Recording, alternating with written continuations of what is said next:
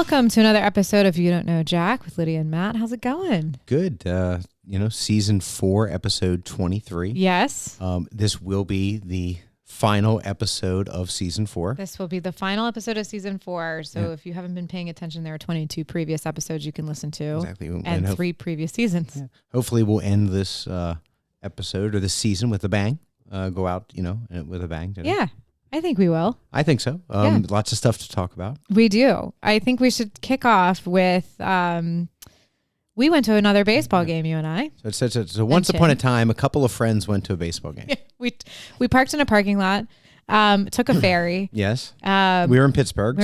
Yeah. And we went by boat. Yes. Which was fun. It was fun. It's a kind of a cool way to get to a ballpark. Absolutely. And then, they let you off. You go right into the ballpark.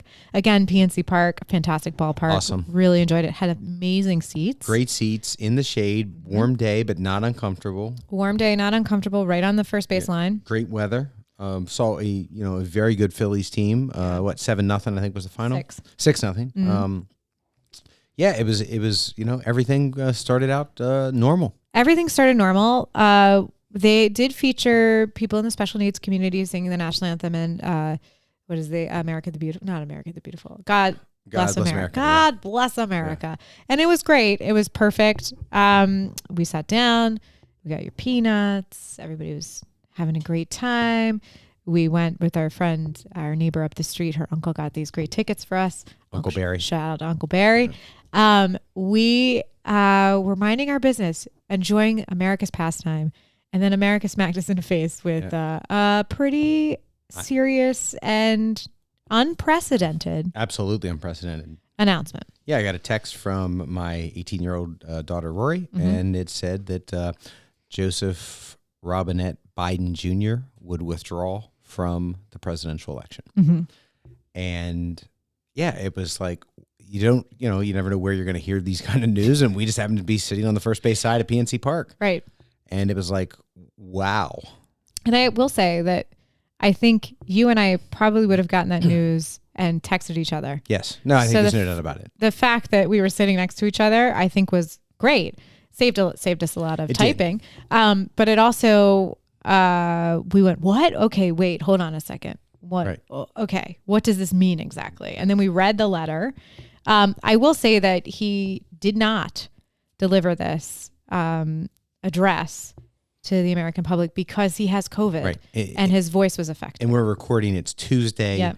The 23rd. Yeah. 23rd so the plan is on the 23rd? That he will be making a public announcement tomorrow evening from the Oval Office. Yeah. And I think that's why it was delivered in the manner it was. Yeah. I think that I listened to the New York Times has a great podcast called The Daily. And this decision was made very quickly, within minutes. It was sort of like, we're sitting down, we're letting you, because they didn't want it to leak.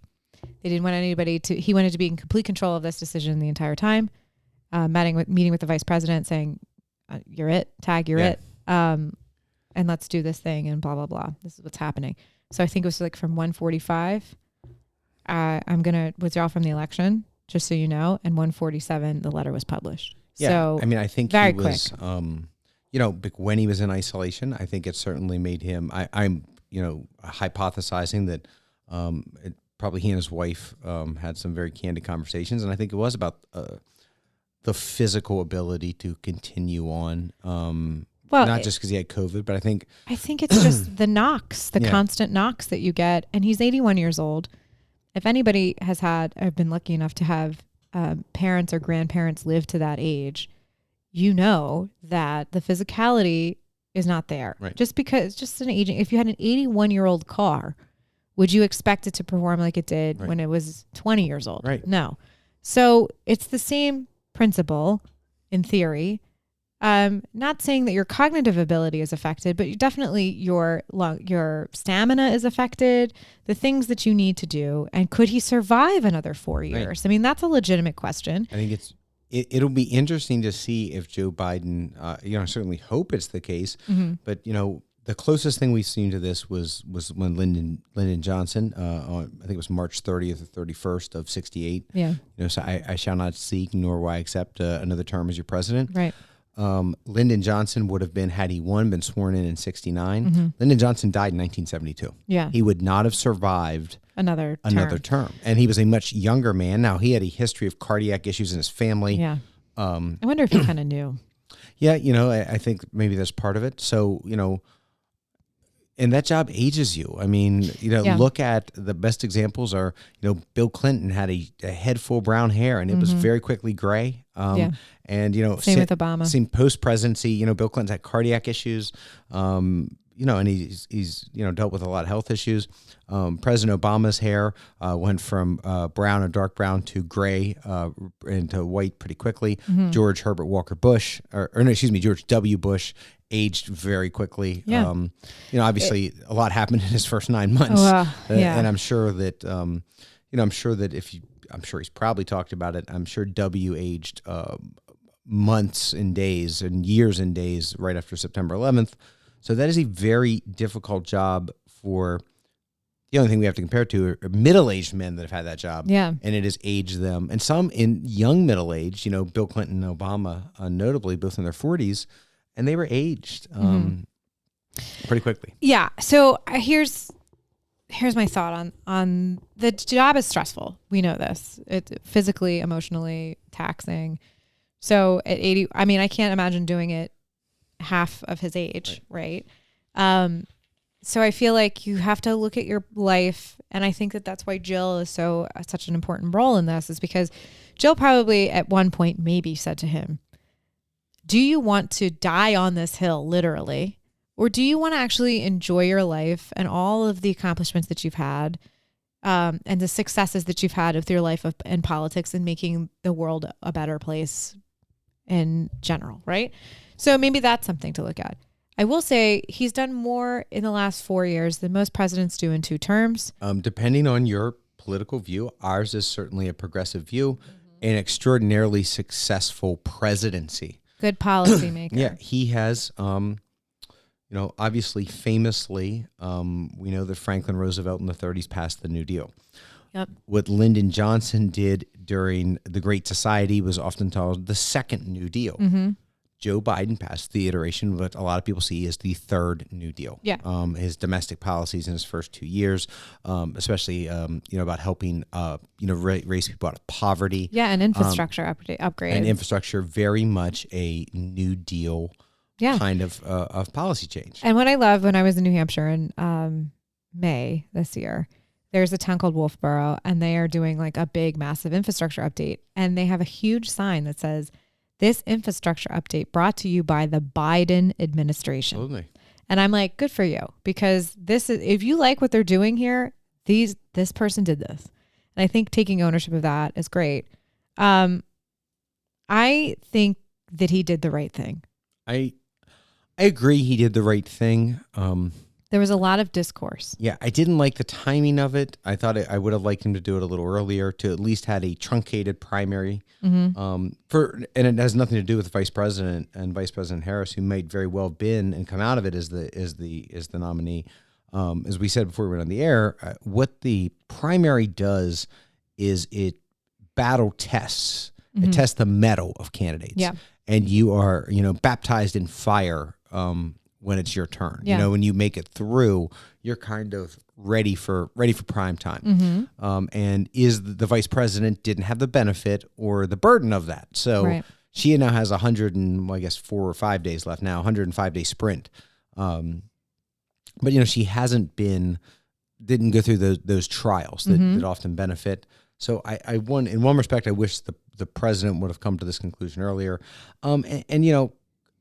I wish that the Democrats could have handled this a little more subtly, in terms of, I think Joe Biden deserved better than kind of backbench Democrats shooting their mouth off. Well, I just think, I think it could have been handled a little better. It's 50 years of service, and you have some respect. Put some respect on his name. Yeah, and I think that was I think that the Democratic Party should have taken that into account. It was a very well-known secret that Biden was declining in a way, not necessarily cognitively, but definitely in his physical. He wasn't out as much. He's not he's not traveling as much. He travels very limited. It makes sense if you look at. And he's not as good at night. He's 81 years old. Exactly right. So, I mean, there are things, right? So it's a really poorly kept secret in Washington. And shame on the Democrats for not bringing this to his attention and saying, listen, I think this is one term. And also the planning of the party future should not be left up to one president. It should have been saying, listen, we think that what you did was great. You were the perfect candidate to beat 45 at the time. Great. You did your job. You've done a great, fantastic policy. You've gotten us through and we appreciate that, but we're going to make sure the future of the party is secure. Right. So we're going to start to put into place these things. That never happened. It's sort of like you fall in step and this is what I'm doing. And it was never like a party situation. Kind of like the parliamentary system in the UK where it's sort of like whoever's the top guy gets the job. Right. But your party basically has to come up with who that might be, right? Your party, elects the Labor elects their leader, yeah, and then if they win the most seats, the leader of Labor becomes the PM, which we have, right? Now. So I feel like, not saying that we need to do a parliamentary system because it's what we got away from, but I just think that there needs to be a better vetting system for the Democrat. The Democratic Party needs to be better planners. They need to be. I always feel like that party in particular rests on their laurels until it's too late, and then they're constantly playing catch up because the other party, because we only have a two-party system in this country, is so strategic and not in great ways. So, you have to combat that, and they're just not doing it. Yeah. I mean, I sit there and I think clearly the final straw for the Biden presidency was when he lost the support of the Speaker Emeritus, Speaker Pelosi. But and I understand that the reports out that Joe Biden was seething mad about it. I certainly hope for both of their sakes they're able to get past that. But it certainly feels like you can understand why Joe Biden feels betrayed. Yep. I think in that sense, it's not. I'm not saying the result is incorrect. I think the result is probably correct. Yeah. I'm thinking the manner of it, I still don't love. I thought he deserved. Could have been handled better. Yeah. I think it was probably in the obligations of Nancy Pelosi. It could have been a caucus of Jim Clyburn, who was extraordinarily influential and also a very close ally of President Biden. Mm-hmm. If those two folks, Chris Coons, the governor or the senator from Delaware, who's a primary Biden surrogate, those folks that he's trusted for a long time. Even Obama. Yeah. I feel like. Yes, I agree with you. I also feel as though the Democrats handled it really inappropriately by meeting at the Democratic headquarters in D.C. It was the most there's reporters outside and people coming out and they're saying, some people were saying, oh, we're riding with Biden, and that's all they would say. And they just were very it could have been handled in such a manner where these people could have met with him in a room. Nobody would have known about it because they are capable of doing that. And they could have come up with a game plan, and they didn't do it. Yeah. And they just kind of let it all play out in the public sphere to a point where he was kind of backed into a corner and had to make a decision, and people weren't happy. And but it happened, could have been done better. Yeah. So Kamala now has hit some pretty crazy record numbers. Yeah, I mean, the vice president raised $80-some million. Yeah, $81 million in 24 hours. Yeah. She's going to raise $100 million in a week or less. Mm-hmm. She appears to have consolidated power very quickly. Yep. And is garnered the support of more than 50% of the delegates. She has 1,976 delegates in 48 hours. They have indicated that they're going to support her. Okay, so well, yeah, they did a. They get, I guess, Zoom call or conference call, and they voted to support her. But obviously, it happens at the other potential candidates have quickly closed ranks behind her. Gavin Newsom, J.D. Pritzker, Josh Shapiro, Wes Moore have quickly consolidated and endorsed. Yep. So yeah, I think it's all but certain that Kamala Harris, I don't know what's so hard about saying Kamala.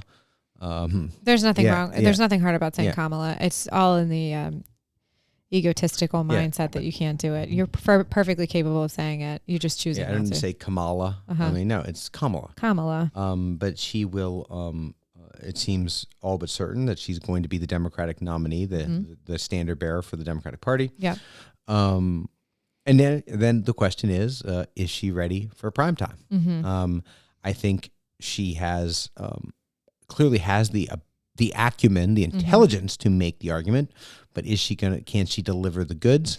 I hope so. I mean, my thing is, if she's debating a felon and she's a prosecutor, that should be a really comfortable place for her. Right. And what will Donald Trump do? Will Trump But do you think he'll debate her? I think he has to, right? I think he does. And I think, though, if he doesn't, she will be able to goad him into it. His ego is such that he can't not take the bait. Well, yeah, he's a narcissist. I think she needs to debate him a lot. I would say, I'll debate you under any terms you want. Yeah. I'll debate you in a phone booth if that makes you feel better. Well, actually, I won't, because you'll probably get a little handsy. Right. But no, I would. But I think that she should debate him. I think she's going to need to debate him.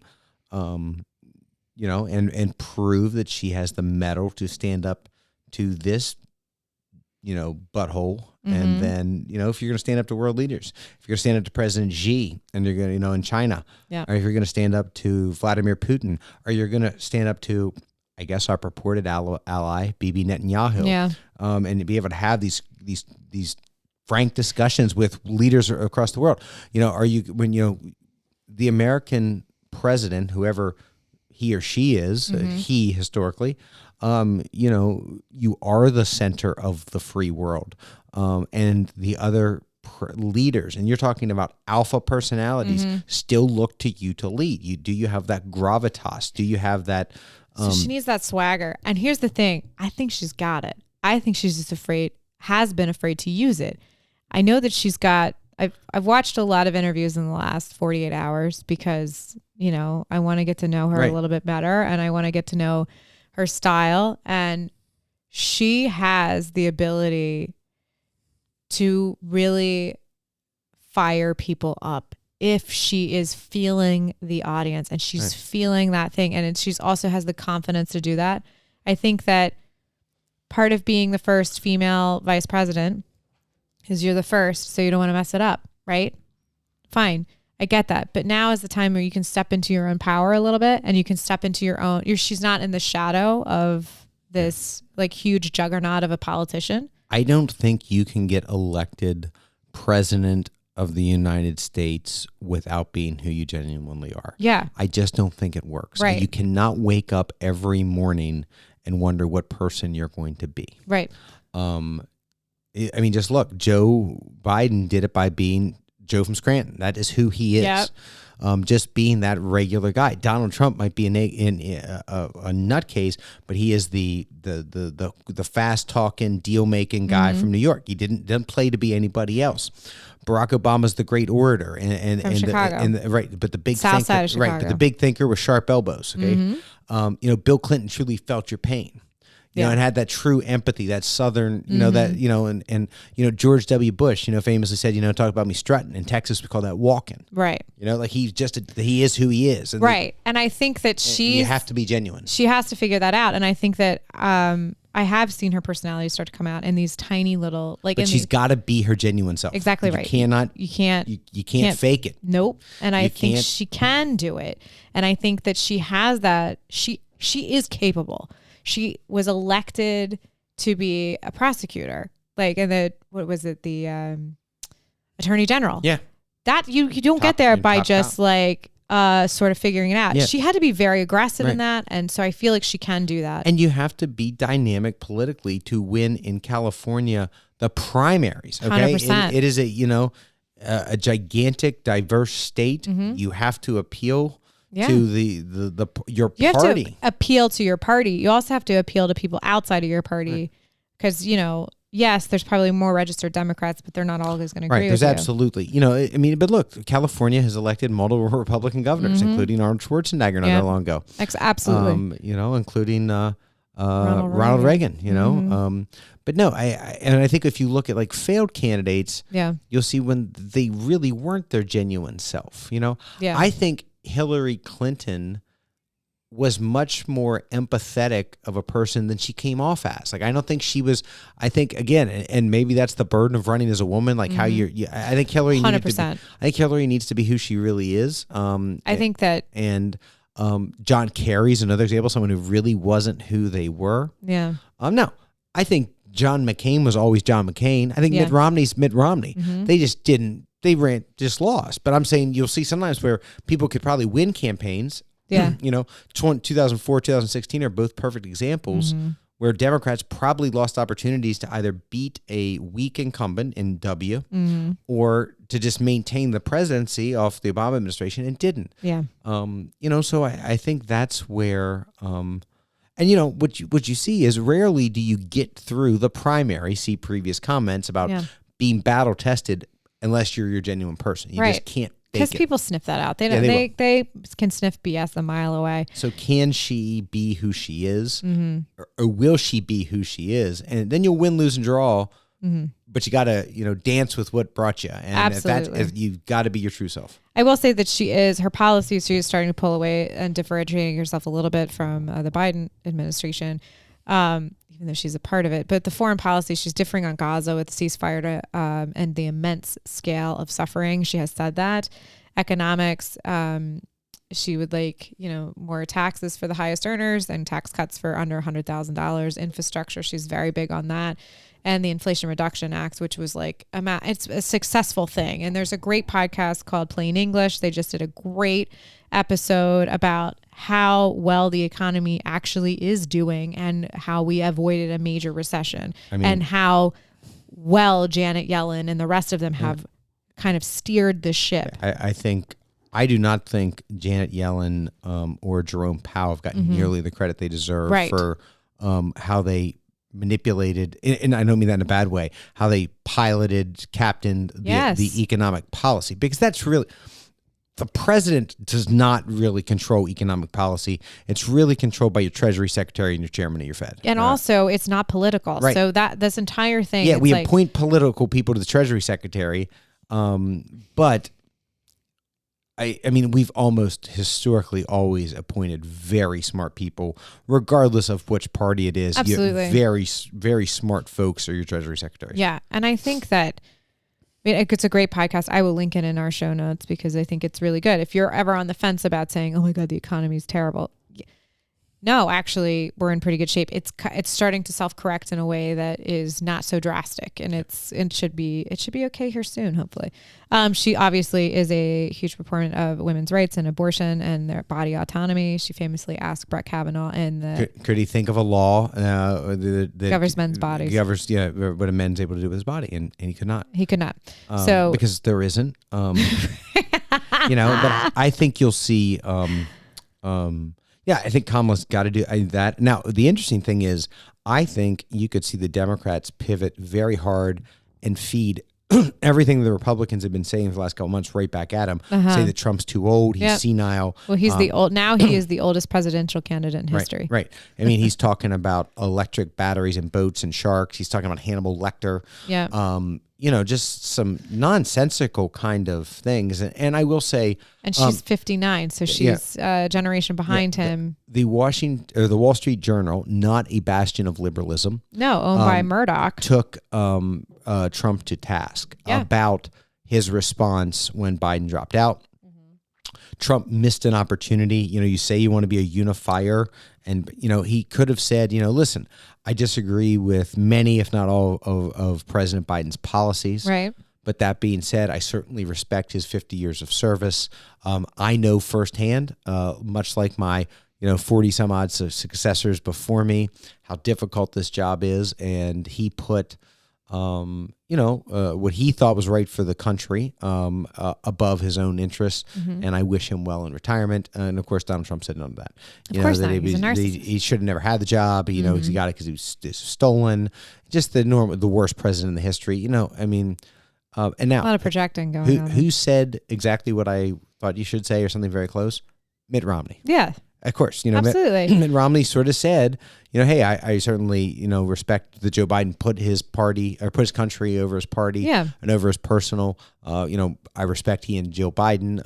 I wish him, the best. And exactly what you would do. You would hope. Be gracious. Yeah, and I think that's a missed opportunity, and I think, because he's uncontrollable and.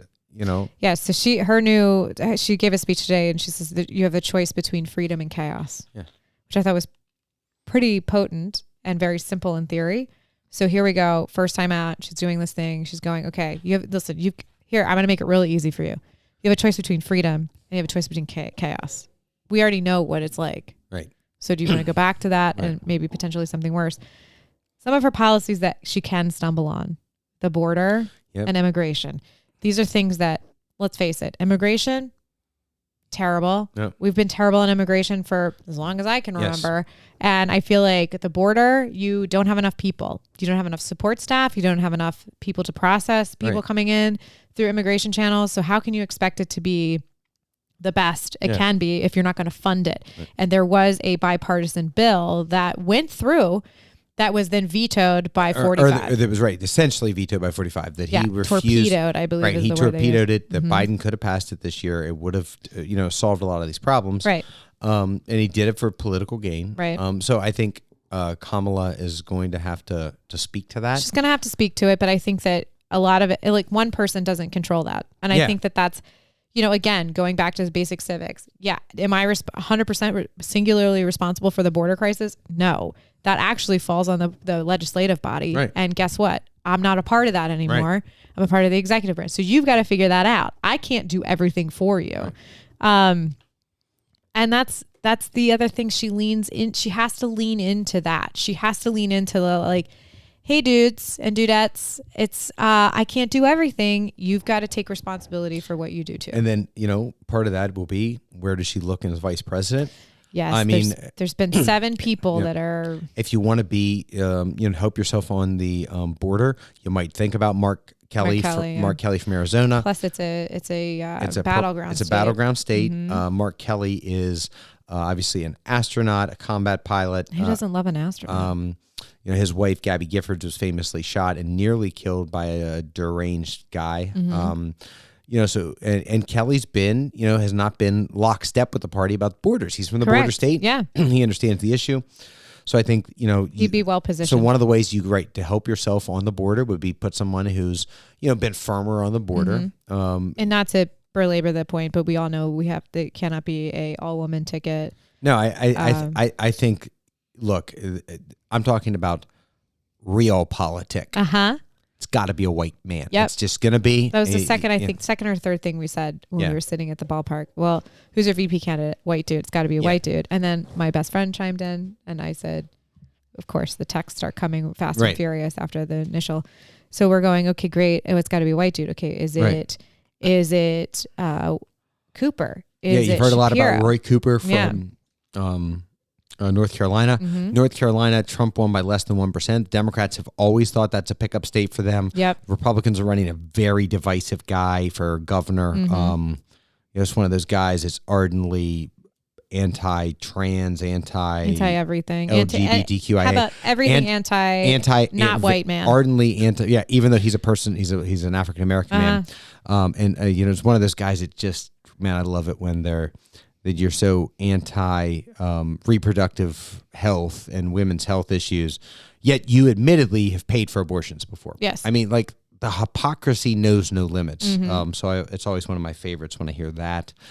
So I think Roy Cooper puts North Carolina in play. Yeah. He's a bit of an old head. He's like 67, you know, kind of a mellow. An old middle-aged white dude.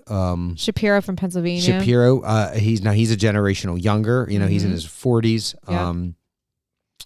Josh Shapiro could be a potential candidate. It would give you that Pennsylvania. I think it's Tim Walz in Minnesota, who's been a pretty popular governor. Cedric Richmond was also floated. He was a former congressman and top aide on the Biden campaign. I think that's like a super long shot, but his name has been put into the mix. Right. You've even heard, it's dabbled on the edges of our governor here in Maryland, Wes Moore. Again, I think that 2 people of color, I could care less. I'd be for it. But well, I mean, listen, we come from a state where we have a woman who's a South Asian lieutenant governor, and we have a black man who is our governor. We've had, before that, we've had multiple governors of men of color. You know, actually, it had been 3 straight before that. And before that, a woman. Yeah. So, you know, Maryland, we're kind of... we're progressive, I'd say. We are. Well, Maryland's a progressive state. Absolutely. So I think it, you know... But for us, we would not bat an eye to take it like that. But yeah, just like, you know, Gretchen Whitmer, you know, Big Gretch out of Michigan. But, you know, 2 women... she's saying, like, I'm not leaving Michigan. And, like, I think they're putting her name in the hat out of respect. Yeah. But I think the best bet is probably Kelly, because it solves your border issue. It solves your battleground state issue. And it also kind of resolves your white man issue. He's conservative on some issues. Right. He's also an astronaut, and he's a former military, more than Mr. Vance. Right. I take nothing away from Senator Vance. He is a Marine. I don't say he was. He is a Marine. Marines are Marines forever. They are not discharged. They are mustered out, which means they could always theoretically be called back. But, you know, J.D. Vance, when he did serve, was in a combat correspondent, as opposed to comparison with Mark Kelly, who during the Gulf War, I think, flew 40 some odd sorties, you know, where you're talking true combat missions off of an aircraft carrier, landing that thing, you know, coming in at night on an aircraft carrier. You know, Mark Kelly, and then obviously flying the space shuttle, living in space for, I think, 41 days. Yeah, so you know, where you're separated from being sucked into the atmosphere by something about the width of a you know, aluminum foil. Yeah, I feel like your mental capacity, because you're an astronaut and you've had to go through that training, is like you can handle his metals been tested in different ways. Exactly already. right. Yeah. I think and then you dealt with your wife almost died from an assassin's bullet, and all that recovery. That, you know, Gabby Gifford just made wonderful strides. But you know, so I think, I mean, if it were up to me, I'd probably pick Mark Kelly. Yeah. So and you also have a Democratic governor in Arizona who would appoint his replacement. Absolutely. So you're not losing the seat in the Senate.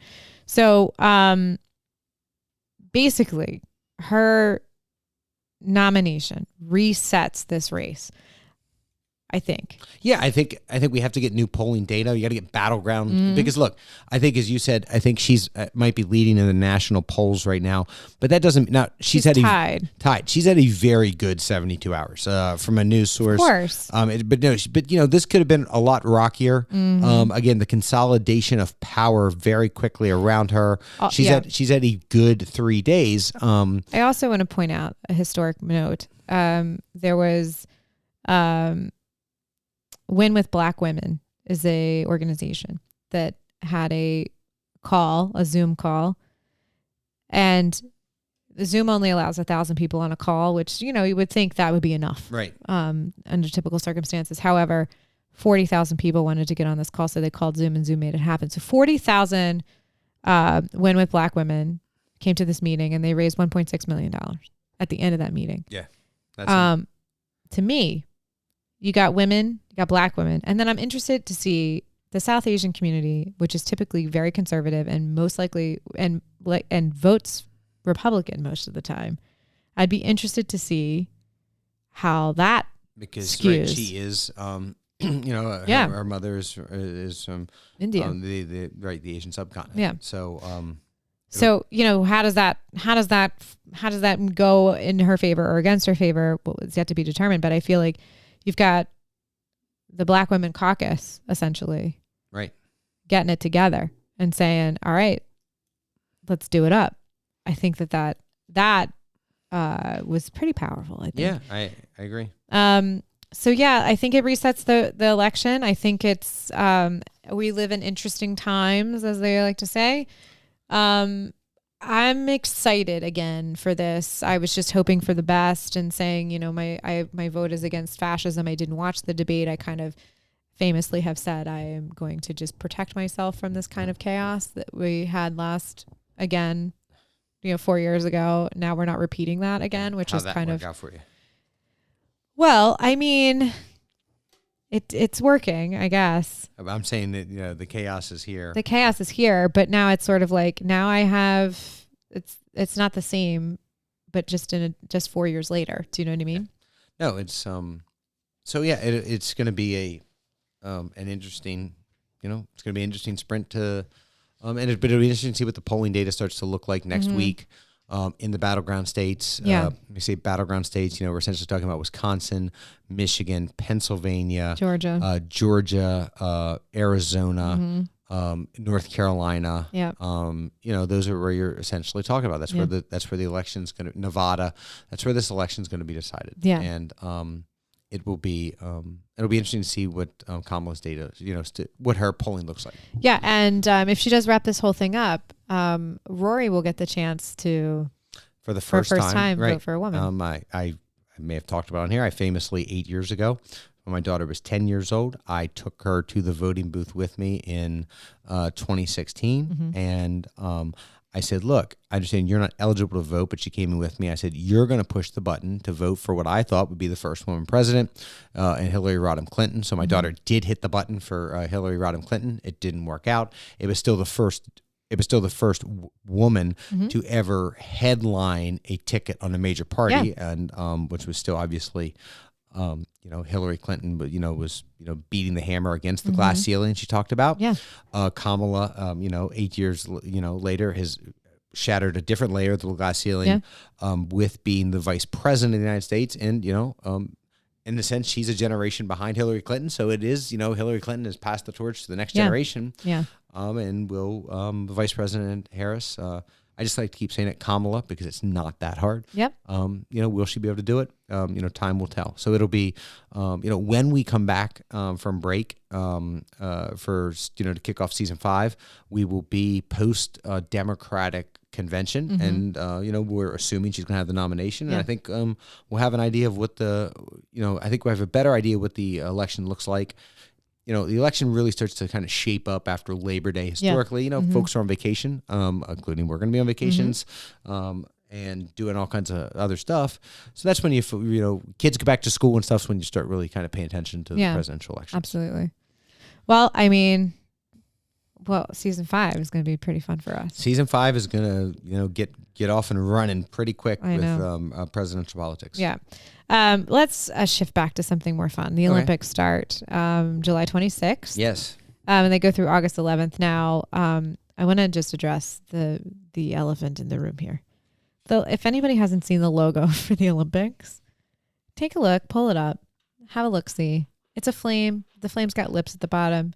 It looks like Mary J. Blige. Just putting it out there. Once you shed it to me, yes, I could see it. And then you look side-by-side comparison. With Mary J. Blige's hairstyle, yes. Looks like Mary J. Blige. Love Mary J. Blige. Go for you, girl. You got yourself an Olympic logo. It's a little ridiculous. They could have done better. I'm just saying. Yeah. But it is what it is. So maybe that's it's a high compliment. Maybe it is a high. Maybe there you go. Yeah. Good job, France. Yeah. Vive. There's one new sport this year, breakdancing started in the 70s in the Bronx, I believe. There you go. So not saying it's not a talented and or complicated sport. I don't know the scoring system. I guess this is why they introduce new sports into the Olympics. Sometimes they're long lasting, sometimes they're not. Right. But we'll see. Returning for the second year, so still very new, surfing, which happens to be in French Polynesia in Tahiti.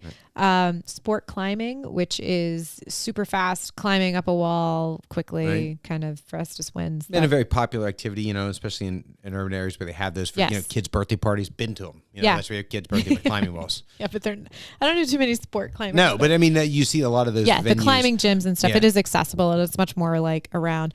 3-on-3 basketball, very popular. Jimmer Fredette. It's Jimmer time again, man. Yeah. Jimmer Fredette is like the man when it comes to 3-on-3. Absolutely. Famously from BYU, was the National Player of the Year. Played 6 years in the league. Never really broke through like he did in but it's big time Jimmer time, and so he is that. Speaking of basketball, the King, a kid from Akron, Ohio, will be the flag bearer for the United States Olympic team, as voted on by his fellow Olympians. Yes, I think that was pretty cool. I think it was Simone Biles, wasn't it, in Tokyo? I think it was Simone. I think so. But I think it's cool because this most likely is going to be LeBron's last Olympics. Absolutely, and he's back after I think an 8-year break. I think 8 and 12 he played. He didn't play in 16 or 20. Yeah, or was it 20 became 21? Yeah. But he didn't play. So, the king is back. So that's interesting for the United States. Mm-hmm. And we've had multiple female basketball players. I think Sue Bird and Diana Taurasi have both been the flag bearer. Yeah, I think so. I don't know that we've ever had a male basketball player be the flag bearer. Interestingly. Oh, that's interesting. So, yeah. LeBron's a good choice. Yes, he is. And he will not, under any circumstances, shut up and dribble. So LeBron's going to say what he wants to say. And I think LeBron's, is a good choice. And again, his fellow Olympians picked him. Yeah. And he's like the old head, man. He's 39 years old. Absolutely. He's the, He's seen some things. Yes, he has. So kayak cross, which is like 4 kayakers just paddling as fast as they can. First across the line wins. Artistic swimming is coming back, and this is the first time men will be allowed to do artistic swimming. And boxing, new women's weight class in boxing. That's basically what's going on at the Olympics this year. We're excited about Katie Ledecky getting back into the pool. Yeah, absolutely. She always, draws a lot of attention from the from Marylanders in particular, but just in swimming, she's just a dominant force in women's swimming. Yep. Michael Phelps is going to be doing the swimming portion, commentating on that, which makes sense. Interestingly, ESPN did a thing of the greatest athletes so far of the 21st century, and Michael Phelps was number 1. Yeah. An unmatched, unparalleled Olympic record. I mean, his records are just, you never say never, but man, he's put up some huge numbers. He has. And I think that also I would just like to speak to Michael Phelps in general, because he did do that. It's from such a young age, and had such a very fast 4 Olympics. 4 Olympics, but he also has suffered with some mental health issues, and he spoke out about that, and he's been very vocal about, especially and Simone Biles. And I think that goes very in. Obviously there's going to be a lot of attention on Simone Biles again. I think by all accounts, she's in a better headspace than she was in Tokyo. Yeah. She did take a break. And interestingly, she is married to an NFL football player, Jonathan Owens of the Chicago Bears. They have given him, this is obviously NFL training camps have gotten underway. He will be allowed to take 7 excused absences, so he'll be able to go support his wife in most of the events she's going to be in. I think he's going to miss a couple, but he's very excited about the Bears. Head coach was very excited about it. Said go USA. I think that I think there was another NFL player, maybe in Tokyo. His wife was a track and field person. I don't think he could go because of the Tokyo Olympics. So, but I think it's amazing that sports support sports. And I think that, having a good support system there, like your husband at the Olympics, is probably a little bit more calming and settling, hopefully, for Simone. And it's also good to have that support system there with you. The cardboard beds are also back in the Olympic Village. Did you hear about this? I did not. So they were introduced in Tokyo as a way of being more eco-friendly and eco-conscious. So after the Olympics are over, you don't have as much waste as it can be recycled and blah, blah, blah, blah. A lot of people are calling them anti-sex beds because they are made out of cardboard and meant for one person. Right. They do have comfortable mattresses. You can jump up and down on them. It's not like you're sleeping on a rock or whatever. Right. You can flip the mattresses over for different you're firm or soft or whatever, and they do have mattress toppers. So they are comfortable. A lot of the Olympians are like, this is totally fine. Because notoriously the Olympic Village is very popular. Yes. A modern day Sodom and Gomorrah. Pretty much. Yes. Yeah. And a lot of Olympians have talked about it, and it's just the way it is. I mean, you think if you were in that position, you're at the top peak physical performance that you're going to be. You're in your, most likely your 20s, early 30s. Yeah. You're surrounded by other people in their peak prime and performance from all over the world. You're telling me you're not going to take advantage of that? People are going to be laying more pipe than Paris Plumbing in there. So yeah, good for them. Yeah, vive. Yeah, exactly. But and obviously the Eternal City will be on full display. Obviously Snoop Dogg's running in the Snoop Dogg will be carrying the torch. And as you point out, he will be commentating again. I love it. I love his perspective, living his best life. It'll be doing horse, the equestrian at Versailles. Yeah, which I think is fun. You know what I mean? Like, how often are you gonna be able to see equestrian dressage? You know what I'd say about the horses? Let them eat cake. Oh my God. But it'll be look, and in a time in sometimes a difficult environment that we find ourselves in. The Olympics generally tend to be a very unifying event for Americans. And let's hope America performs well. Yes. Obviously, I want the other countries to perform well. I want our country to win, as every other, But so it's and obviously first and foremost, you want to be safe. I think the French are taking security very seriously. Yes. As they should. And and by the way, a guy who stepped into the vacuum lately, Macron, the president of France. So he will be, his country is going to be center stage. And and Macron only said, it's like, hey, we're doing special elections. Do you want the far right or not? Yeah. And they don't. Right. So I mean that what I'm saying is that there's a lot of divisive things going on all over the world, and we, as Americans tend to be very insular and not looking too far out of our own comfort zone. But I think the world is really watching the United States right now. And I, as always, I recommend people read other newspapers outside of the United States to see different perspectives, not just BBC, but, really going out there and seeing Le Monde. Le Monde is one of my favorites. And it basically gives you what you're projecting, French newspaper, what you're projecting into the world and how people are perceiving that. And then also you're able to glean from that what a different perspective that you're not going to hear in a vacuum. Right. So the Olympics, like I said, hopefully it's the United States has been a force in the Olympics for a long time, especially after the Soviets kind of got, their cheating's got. Cheating scandals. Their cheating scandals sort of undid them. I don't think no one's competing under a Russian flag. Is that correct? Yeah, you're not allowed. Nope. They're not letting the Russians compete under Russian flags. I think there are a couple athletes, but they'll be competing under kind of a neutral. It's just like the Olympic flag. Yeah. And they do that for countries like war-torn countries or something like that. They're not going to have a representation. I will say the Tour de France is not ending in Paris this year because of the Olympics. So they're ending in a different area of Paris different. At least someone else is gonna. The guy who's gonna win is Pogacar. It's his third because to not be able to win the Tour de France and not be able to ride down the Champs Elysees would be rather disappointing. But he's obviously had that opportunity before, so it's still very sweet. And he's the first person, like I forget in how many years, to win essentially the Tour de France and essentially the Tour of Italy. Yes. He's a slightly different name, but essentially he's won both of those the first time in 75 years. Yeah. So he's been doing really well. There's Vingegaard. He's from Denmark. He's won the last two. He's won the last two.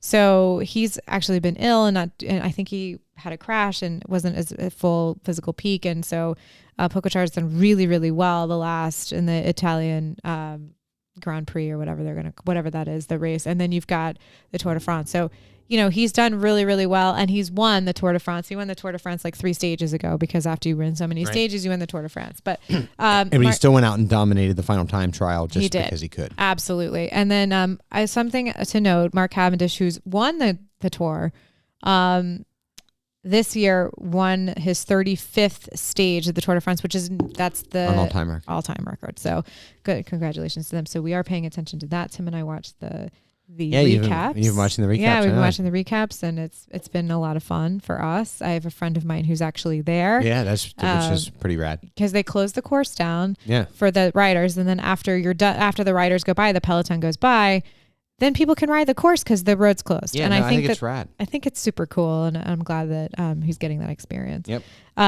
Quick AL Beast update. My Sox are 7 behind. Yeah, but they've been actually more competitive than I thought they've been. Yeah. They are the third place team. They are, which is surprising to a lot of people. Yep. I think Toronto's kind of playing a rebuild right now. They are. Yeah. Tampa's always sort of line in the weeds. Last year they did great. Yeah, and you might see them make a move or two. Yeah. But they'll always be back. But despite very limited circumstances, a very well-run organization. Yeah. But the Red Sox have definitely been competitive, probably more competitive than you expected. Oh, yes. They've certainly played better against the Yankees. Obviously, as we know, that the Beast was going to run through Baltimore, so they're going to have to play better against the Orioles. The Yankees are 1.5 behind Baltimore right now. Yeah, the Yankees did win yesterday. The Orioles were off.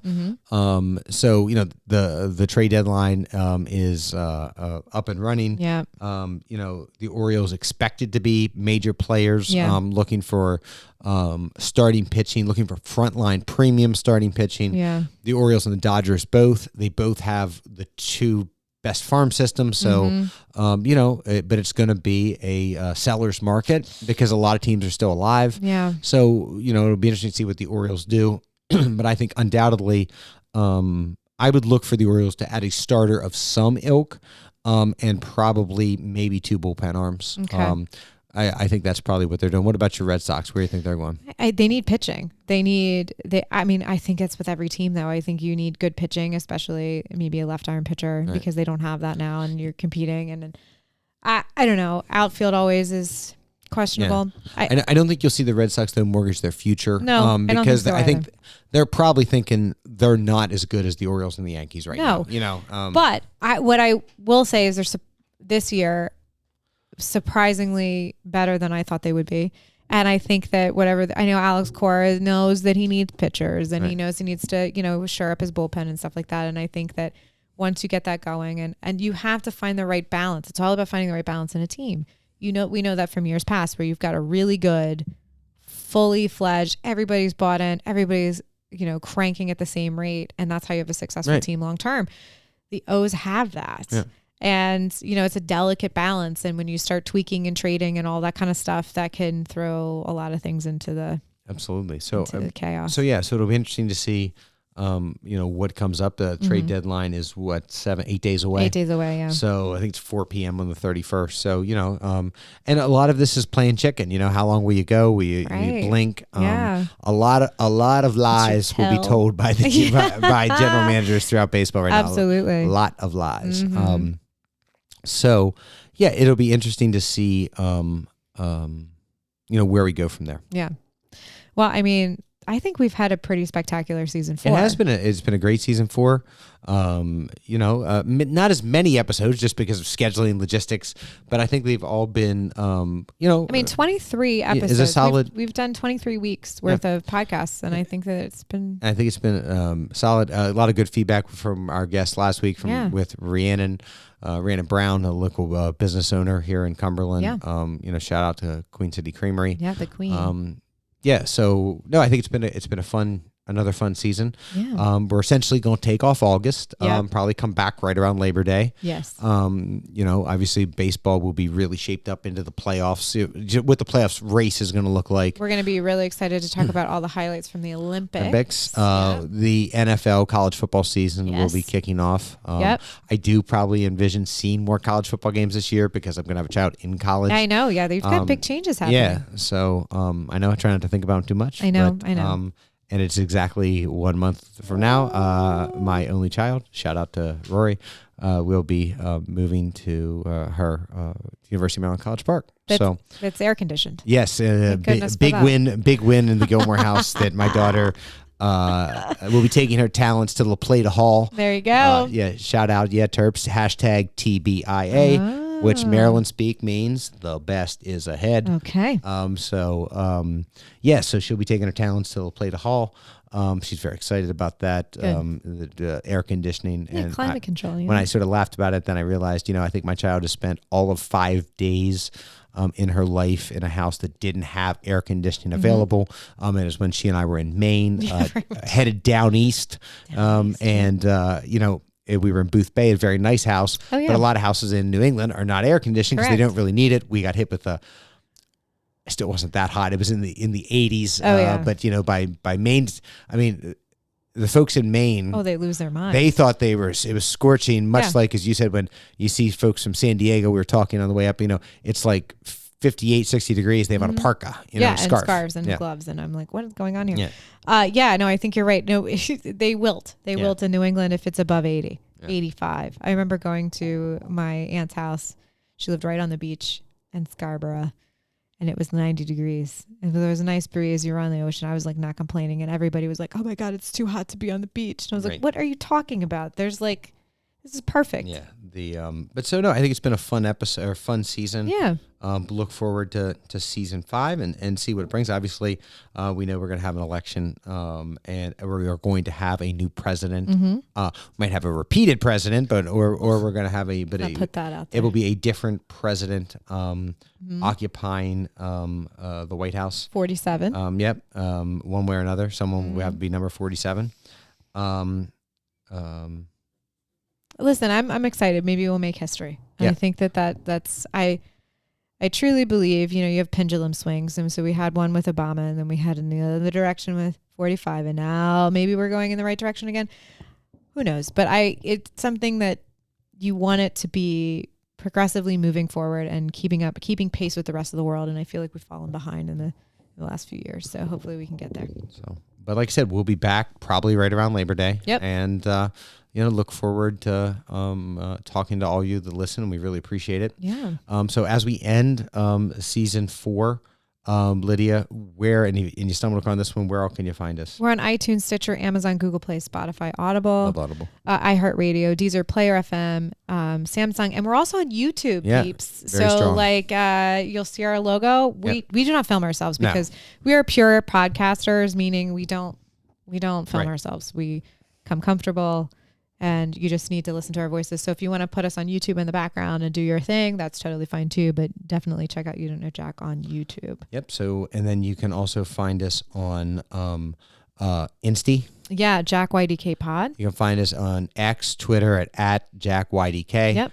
You can find us on Facebook. Yeah, You Don't Know Jack Podcast. You can find Lydia on Twitter. At RTL Pod. And you can find me on Twitter at JMGGMPG. I'm sure we'll be, intermittently tweeting during the off season here. Yep. And we look forward to coming back. By the way, when we come back, we will both be in our 40s. Oh, Jesus.